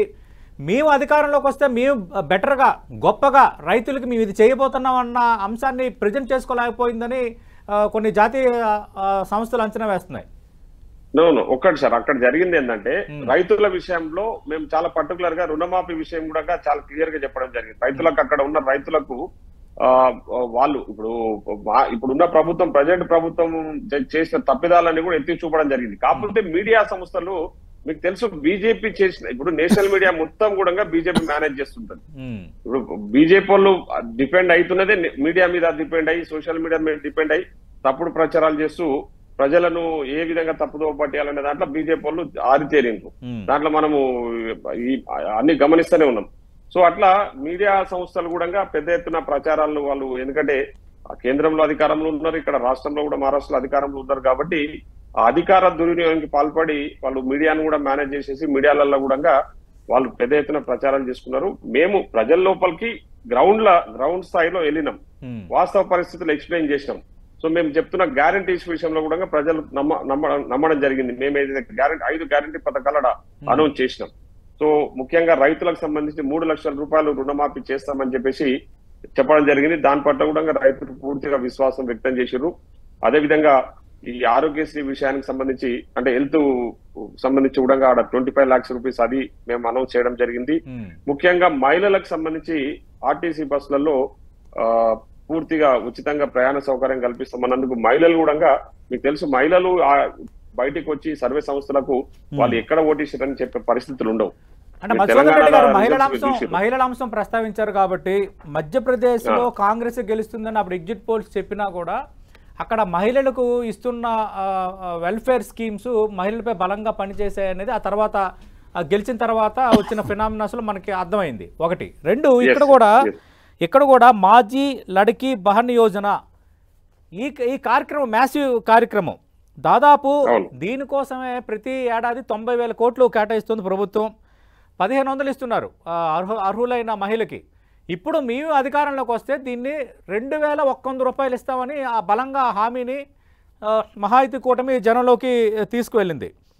దాదాపు ఈ బెనిఫిషియర్స్ మనం తీసుకుంటే ప్రతి నియోజకవర్గంలో దాదాపు 60,000కు పైగా ఉన్నారండి బెనిఫిషియర్స్. అంటే దీన్ని మళ్ళీ మహిళలు బాగా పాజిటివ్గానే తీసుకున్నారు. 2,100 వస్తుందన్న దాన్ని తీసుకున్నారు, అది కూడా పనిచేసింది. అదే ఇప్పుడు బీజేపీ వాళ్ళకు ముందే తెలుసు సార్, ఎందుకంటే గవర్నమెంట్ ఇప్పుడు ఎప్పుడైనా స్కీమ్స్ ఎప్పుడు పెడతారు, స్కీమ్స్ అనేటివి జనరల్ గా ఎలక్షన్స్ లో అనౌన్స్ చేస్తాం. మనం ఎలక్షన్స్ ముందు మేనిఫెస్టోలో అనౌన్స్ చేస్తాం.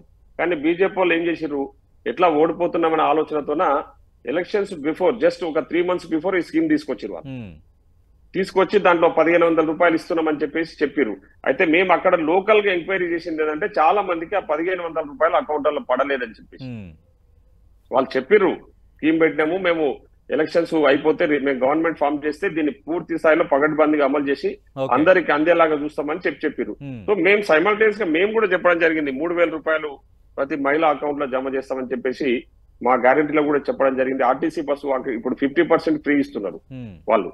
సో కానీ మేము పూర్తి స్థాయిలో 100% ఫ్రీ ఇస్తున్నాము. ఇప్పుడు తెలంగాణలో పూర్తి స్థాయిలో ఇది పెద్ద ఎత్తున ఇంప్లిమెంట్ అవుతుంది కాబట్టి, తెలంగాణలో ఇంప్లిమెంట్ అవుతుంది కాబట్టి అక్కడ కూడా చేస్తామని చెప్పేసి చెప్పడం వల్ల మహిళలు కూడా ప్రచారంలో నేను పాల్గొన్నా కాబట్టి మహిళలు చాలా అంటే సంతృప్తి వ్యక్తం చేసిన విషయాన్ని ఇప్పుడు మీతో పంచుకోవడం జరుగుతా ఉంది.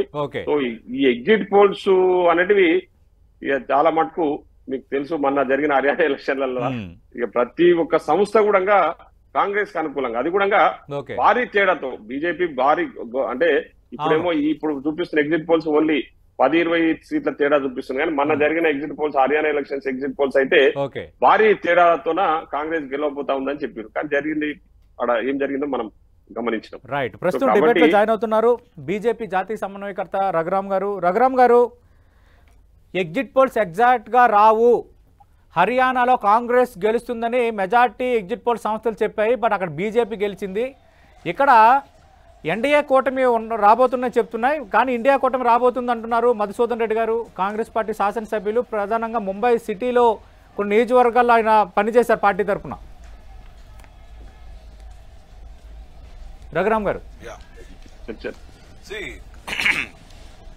ఎన్డీఏ అంటే మాకు ఎగ్జిట్ పోల్స్ లో ఎలా ఉన్నా ఎగ్జాక్ట్ పోల్స్ వచ్చేటప్పటికి భారతీయ జనతా పార్టీ లీడ్ చేసే ఎన్డీఏ ప్రభుత్వం గెలుస్తుంది అక్కడ.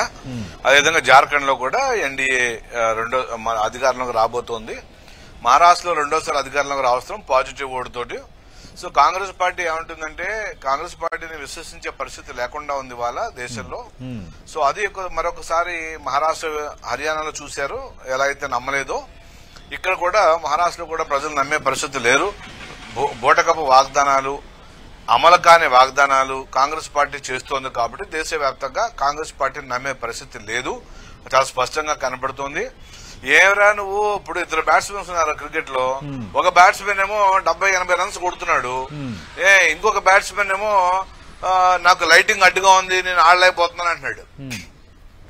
కాంగ్రెస్ ఏమో ఇంకో బ్యాట్స్మెన్, బీజేపీ ఏమో 60-70 రన్స్ కొడుతూ ముందుకెళ్తుంది. సో ఈ బ్యాట్స్మెన్ కి లేనటువంటి లైటింగ్ కాంగ్రెస్ బ్యాట్స్మెన్ కి ఎందుకు వచ్చింది? లైటింగ్ పడుతుంది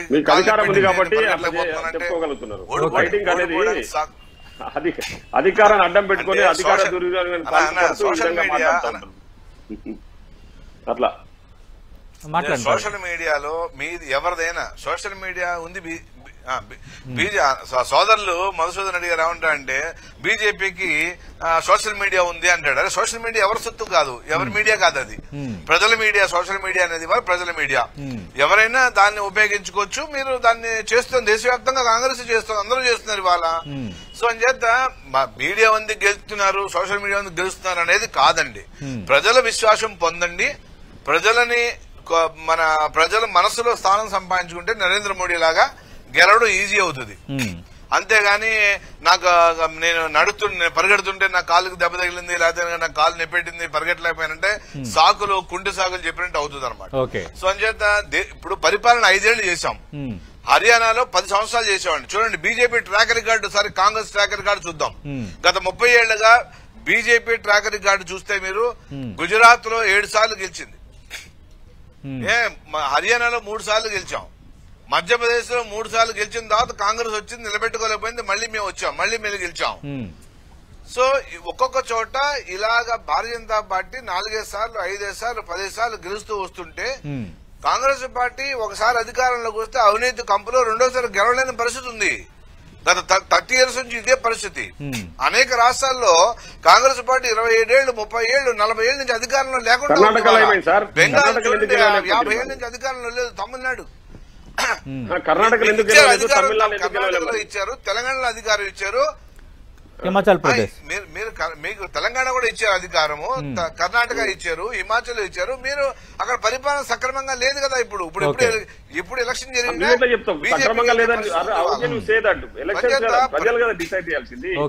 ఇప్పుడు అప్పుడే గవర్నమెంట్ నడుస్తుంటేనే సక్రమంగా లేదు. మీరు చేస్తున్నది మంచిది.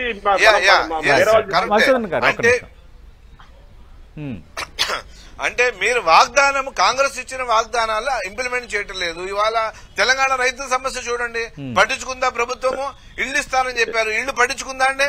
ఏదన్నా ఒక్క హామీ నెరవేర్చలేకపోతే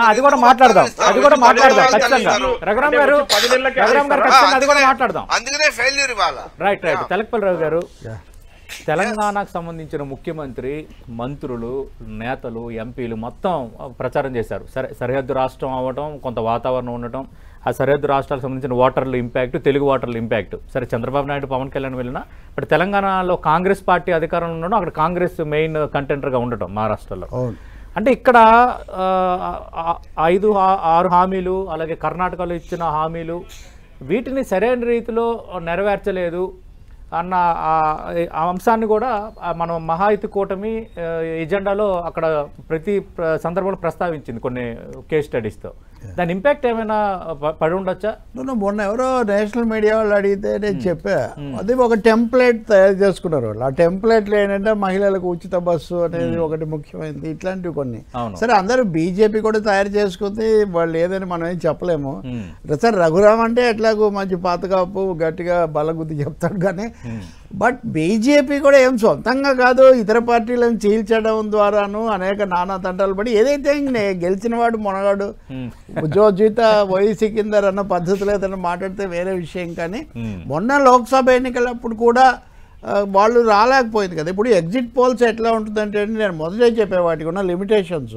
ఇప్పుడు మీరు హర్యానా ఎన్నికలు జరగకముందు ఎగ్జిట్ పోల్స్ మీద అడిగి ఉంటే మధుసూదన్ రెడ్డి గారు భిన్నంగా చెప్పుండే వాళ్ళు, అయిపోయిన తర్వాత వేరు కాబట్టి అది తప్పైందని. ఆ రోజు కాంగ్రెస్ అలా చెప్పలేదు. అలాగే బీజేపీ కూడా 400 సీట్లు మాకు వస్తాయని 240కే పడిపోతే ఇప్పుడు రఘురామ్ అంటున్నారు సోషల్ మీడియా అందరికీ ఉందని. సార్ అసలు మీడియానే మోడియాగా మారిపోయిందని దేశం అంతా ఘోషిస్తోంది.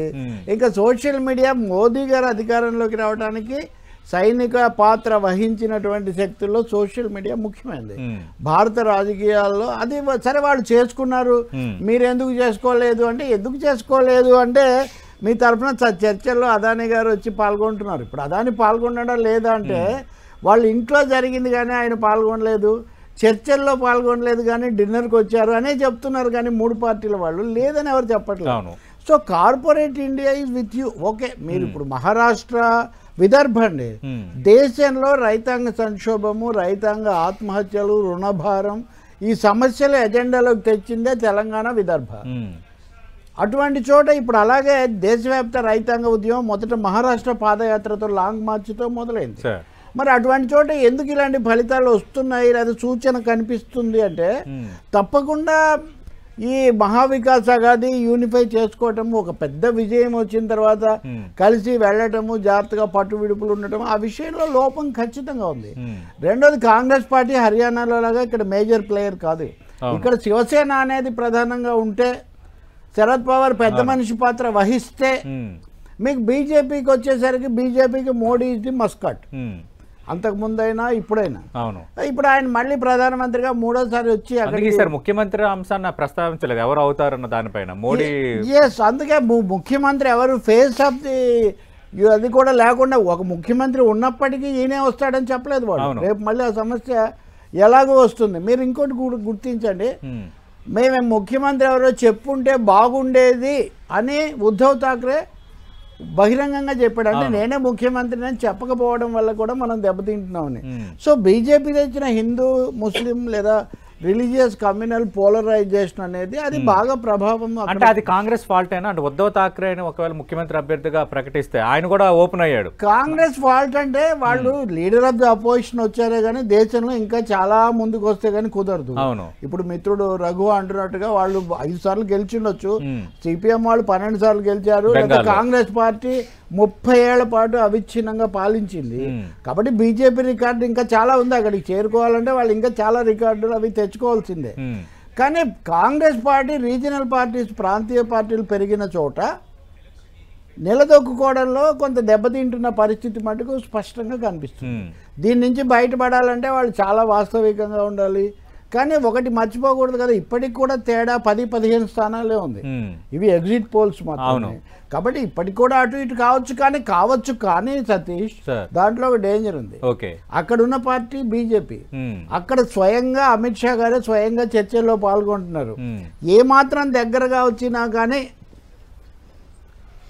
బీజేపీ ఆకర్షించి వాళ్ళతో ఆకర్షించి చేర్చుకొని ఎందుకంటే నడిచే ప్రభుత్వం నుంచే ఒక ముఖ్యమంత్రిని వాళ్ళు తేగలిగినప్పుడు అది పెద్ద సమస్య కాదు. కాబట్టి ఏదో ఆ కేకే ఆయన చెప్తున్నట్టుగా ఆయన ప్రతి చోట ఎక్కువగా చెప్తూ ఉంటాడు.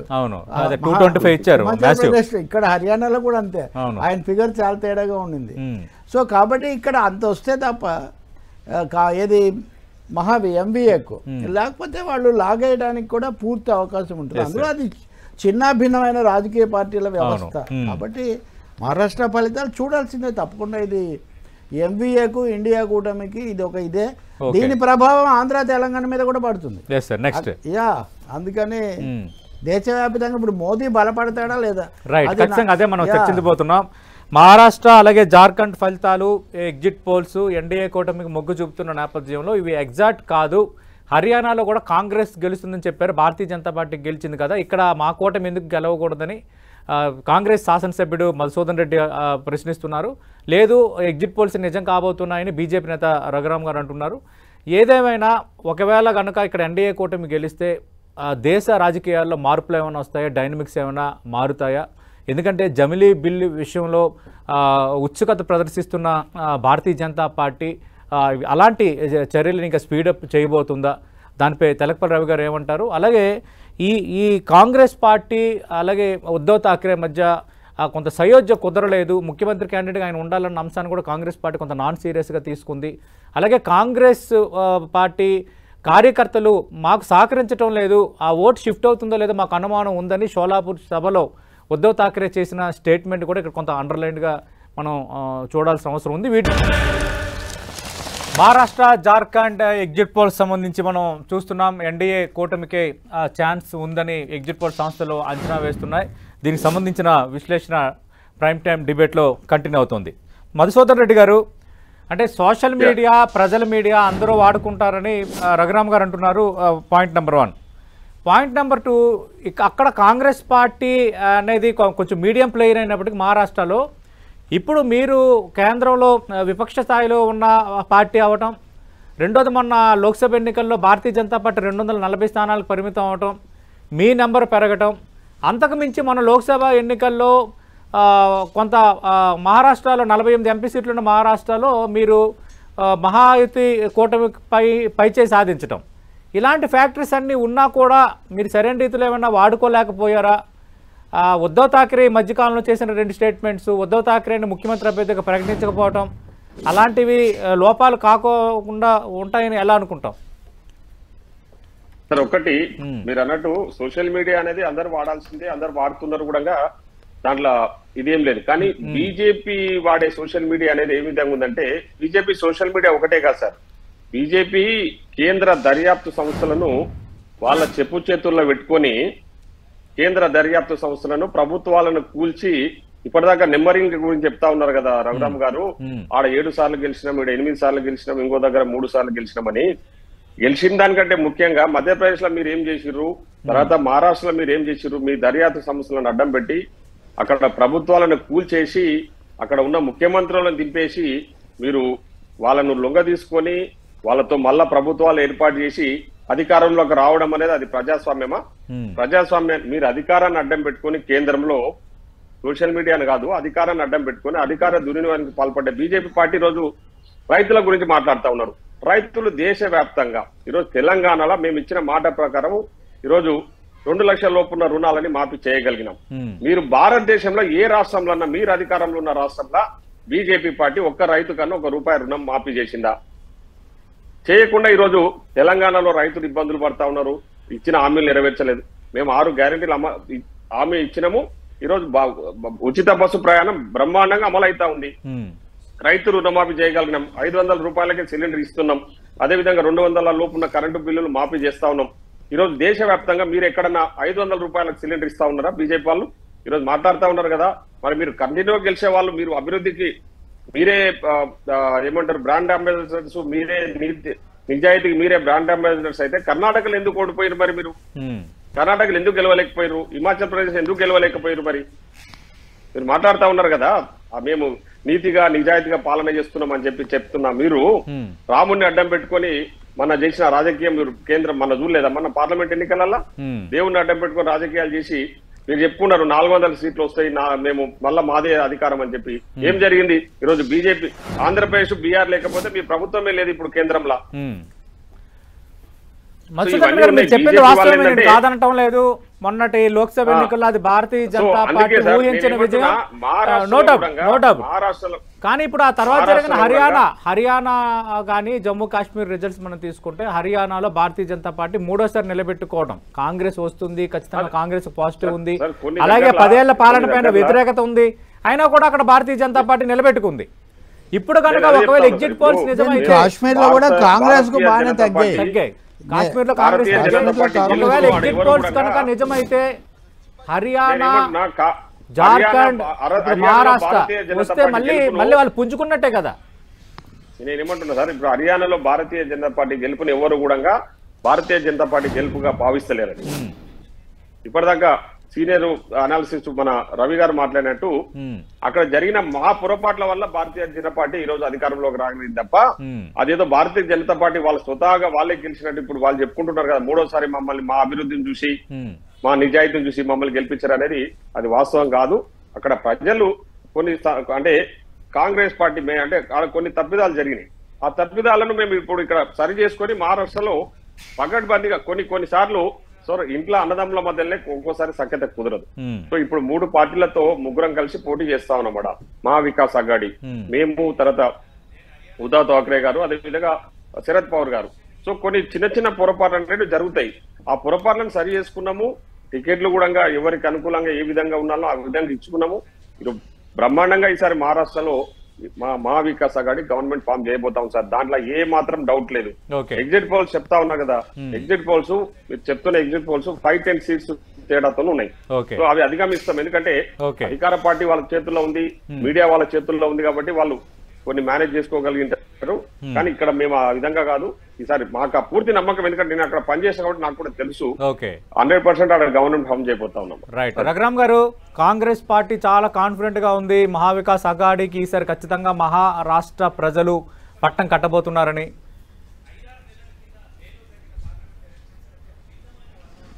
పాపం ఎన్నికలు రిజల్ట్ 23వ తారీఖు మధ్యాహ్నం వరకు ఆనందపడతారు. అలాగే హర్యానాలో ఆనందపడినట్టుగానే పడిన తప్పేం లేదు కదా. ఇది కాంగ్రెస్ సైనికుడిగా, కాంగ్రెస్ నాయకుడిగా, కాంగ్రెస్ ఒక ఎమ్మెల్యేగా మహారాష్ట్రలో పనిచేసిన ఆయన యొక్క ఎక్స్పీరియన్స్ ప్రకారము ఆయన 23 మధ్యాహ్నం వరకు ఆనందంగా ఉండొచ్చు, 11 వరకు. తర్వాత ఆనందం ఎలాగ ఉండదని తెలుసు కాబట్టి మనకి. ఎందుకంటే ప్రజలని, కాంగ్రెస్ పార్టీని ఆ రాష్ట్ర ప్రజలు, దేశ ప్రజలు ఇంకా నమ్మటల్లా. మీరే చెప్పారు, మహారాష్ట్రలో, హర్యానాలో ఇప్పుడు హర్యానాలో కూడా సగం సీట్ల పైన బీజేపీ ఓడిపోయింది, 10 సీట్లకి 11 సీట్లకి. అయినప్పటికీ అంటే మెజారిటీ స్థానాల్లో కాంగ్రెస్ పార్టీ గెలిచే పరిస్థితి 2024 పార్లమెంట్ ఎన్నికల్లో చూపించింది. బీజేపీ అసెంబ్లీలో ఓడిపోతోంది అని. కానీ ప్రతి ఎలక్షన్ ని చాలా ప్రెస్టేజ్ గా, చాలా సూక్ష్మంగా ఆలోచించి ఎక్కడికక్కడ క్యాండిడేట్ పెట్టడం దగ్గర నుంచి అభ్యర్థులని పెట్టడం వరకు అండ్ ఎలక్షన్ చేయడం వరకు చాలా జాగ్రత్తగా పంచాయతీ ఎన్నికైనా, రాష్ట్రపతి అది మన ప్రధానమంత్రి ఎన్నికైనా, ముఖ్యమంత్రి ఎన్నికైనా, ఒక మేయర్ ఎన్నికైనా బీజేపీ ఒకే విధంగా పనిచేస్తుంది. కష్టపడి సుశిక్షితమైన కార్యకర్తలు ఉన్నారు. ఇది యొక్క బీజేపీ యొక్క బలం. ఆ బలాన్ని ఎవరు తక్కువ అంచనా వేస్తే వాళ్ళకే నష్టం అవుతుంది. సో ఒక బలమైన నాయకుడు మాకున్నాడు నరేంద్ర మోడీ. బలమైన నాయకత్వంతో పాటు బలమైన క్యాడర్ ఉంది మాకు. ఆ క్యాడర్ వల్లే ఈ విజయం సాధిస్తున్నాము. 40 మందిని మార్చిన, 40 మంది రెబల్స్ నుంచున్నా బీజేపీ గెలిచేటువంటి బీజేపీ యొక్క సత్తా ఉందివా. అదేవిధంగా కాంగ్రెస్ చూస్తే కాంగ్రెస్ ప్రజలు నమ్మే పరిస్థితి లేదు, అది అర్థం చేసుకోవట్లా. ఇప్పుడు బీజేపీ ఈడీ ఉంది, సిబిఐ ఉంది అంటున్నారు. అంతగా చెప్పాను కదా, కారణం మమ్మల్ని నమ్మనందుకే 50 నుంచి 100 సీట్లు వచ్చాయా, ప్రతిపక్ష హోదా సాధించామంటున్నారు. పాపం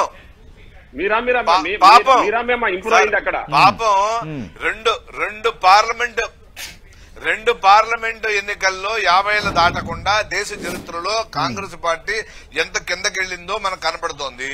ఏమండి, మహారాష్ట్రలో 30 సీట్లు ఎంవీఏ గెలిచింది కదా, 30 సీట్లు లోక్సభ గెలిచి assembly ఓడిపోతున్నారు.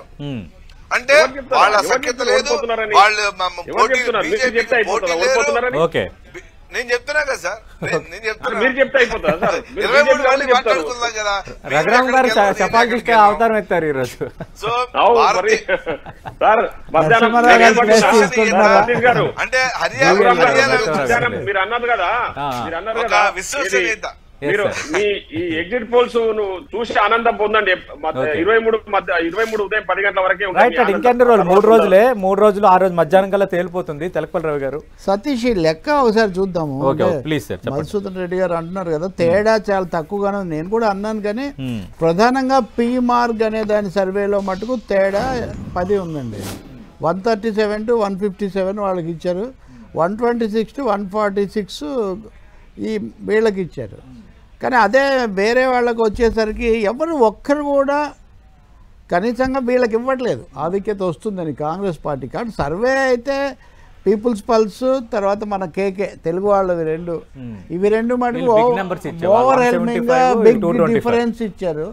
So exit poll figures మటుకు తేడా చాలా ఎక్కువగానే ఉందనేది చాలా స్పష్టం. దీనికి కారణాలు ఏంటి? కాంగ్రెస్ పార్టీ కూడా ముందుగా ఆత్మవిమర్శ చేసుకుంటే సిద్ధమైతే తప్పేం లేదు. ఒకవేళ రేపు అటు ఇటు అయినా కానీ ఉపయోగమే జరుగుతుంది. ఎగ్జిట్ పోల్స్ వచ్చే వరకు చూసి మొన్న చూసాం కదా హర్యానా మీద రాహుల్ గాంధీ కామెంట్ చేయడానికి కూడా 15 రోజులు తీసుకున్నాడు. వెళ్ళి అదంతా అది జరిగా కానీ వాళ్ళు కామెంట్ చేయలేదు. ఇంకోటి అండి, 100 సీట్లు వచ్చినందుకు బీజేపీకి మెజారిటీ రానందుకు ఆనందించవచ్చు రాజకీయంగా వాళ్ళు. కానీ 100 స్థానాలు కాంగ్రెస్కు రావడం అది 2 ఎన్నికల తర్వాత అన్నది మరీ ఎక్కువగా ఆనందపడిపోయి ఇంకా అనుకోవాల్సిన విషయం కూడా కాదు.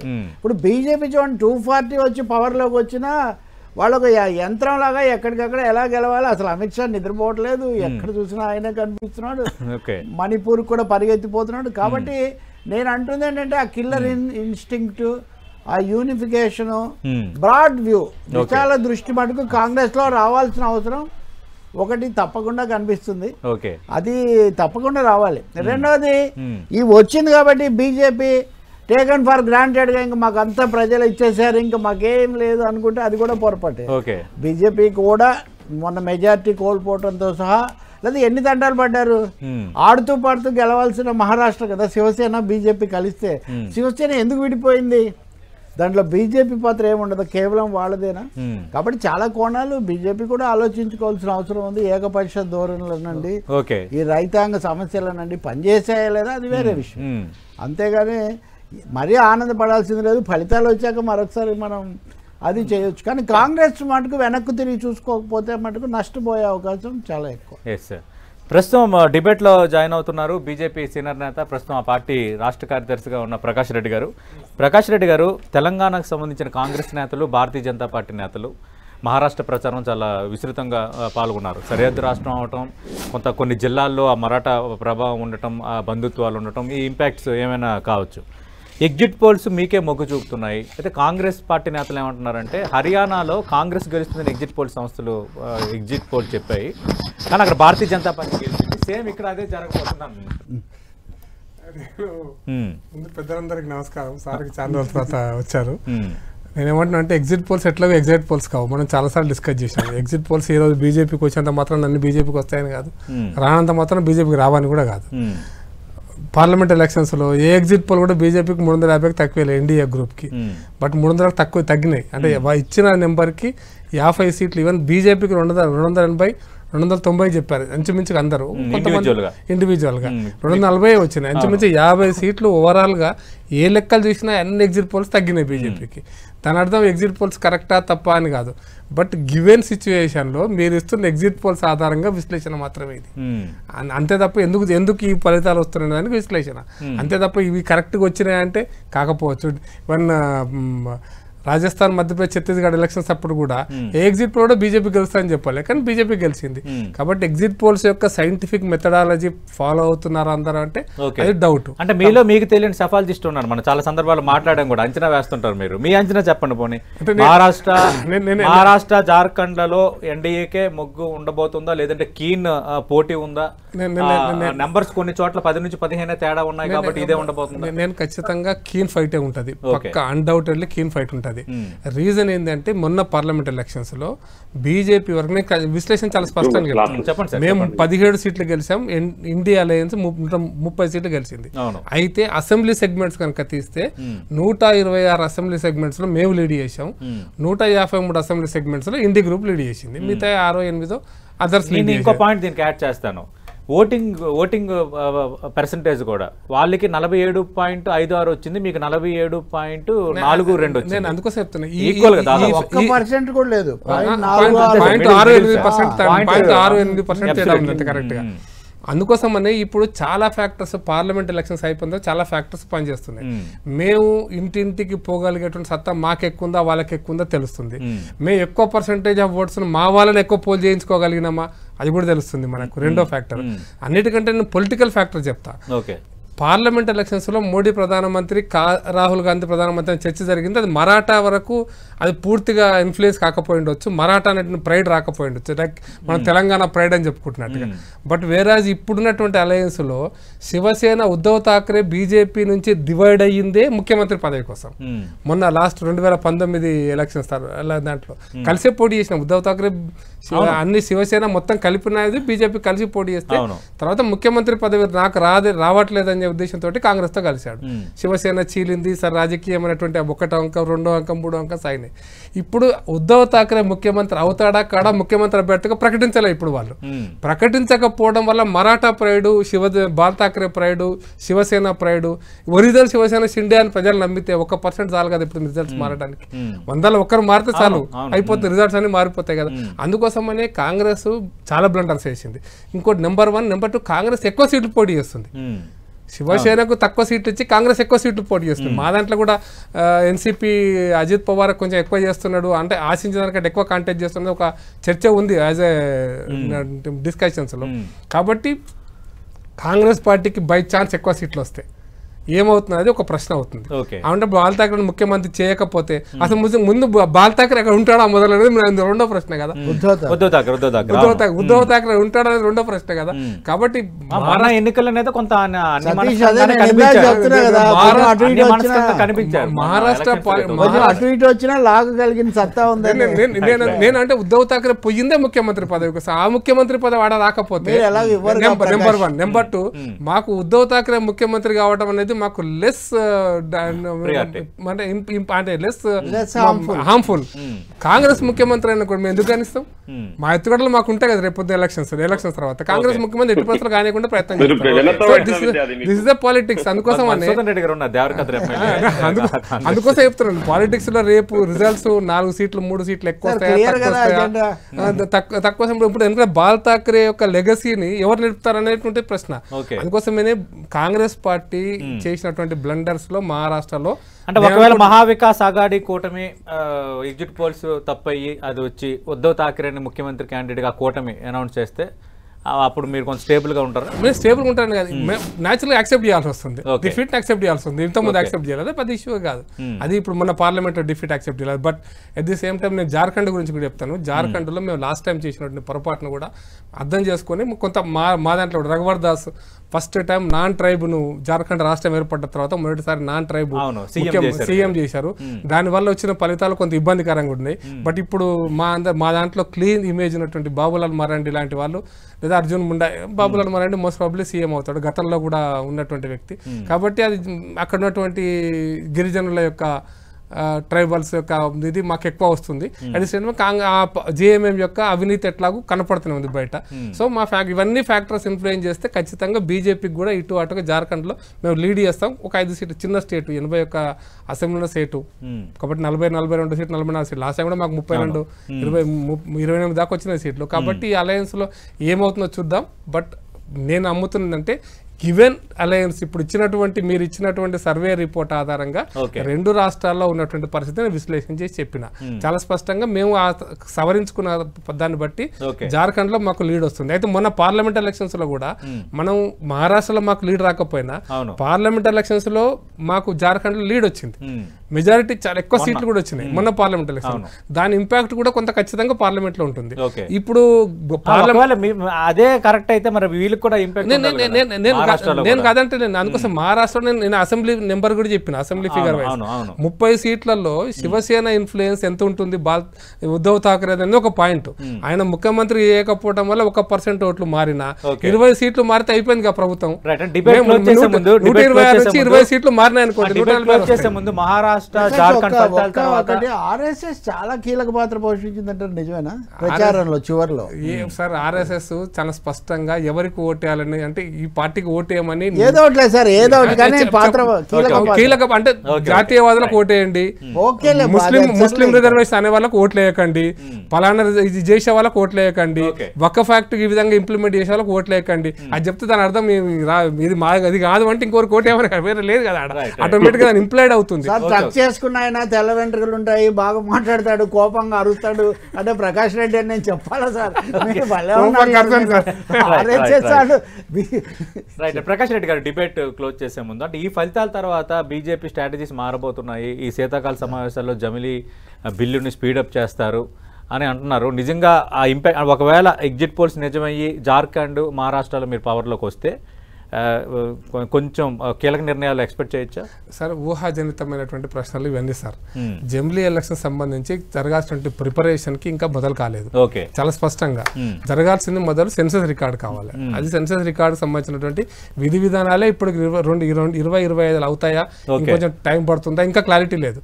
అది సెన్సస్ జనాభా లెక్కలు 2027 జమిలీ అనేది హంబక్కే. 2027 భారతీయ జనతా పార్టీ ఆలోచనలో ఎక్కడ లేదు. జమిలీ ఎన్నికలు జరగాలి 20 ఏళ్ళు 28 జరగవచ్చు జమిలీ ఎన్నికలు. అంటే ఇప్పుడు కొన్ని పార్లమెంట్ కు దగ్గర 6 నెలలు ప్రీపోన్ చేయొచ్చు, మిగతా అసెంబ్లీస్ అన్ని పోస్ట్ పోన్ చేయొచ్చు. కొంచెం అంటే 28 ఇప్పుడు మన పార్లమెంట్ అసెంబ్లీ ఎలక్షన్ జరిగిన దాన్ని జమిలీ అని కూడా అంటామా కాదా పక్కన పెడితే మహారాష్ట్ర రిజల్ట్స్ పూర్తిగా వచ్చారు జవాబు చెప్పండి సార్. మహారాష్ట్ర వచ్చాక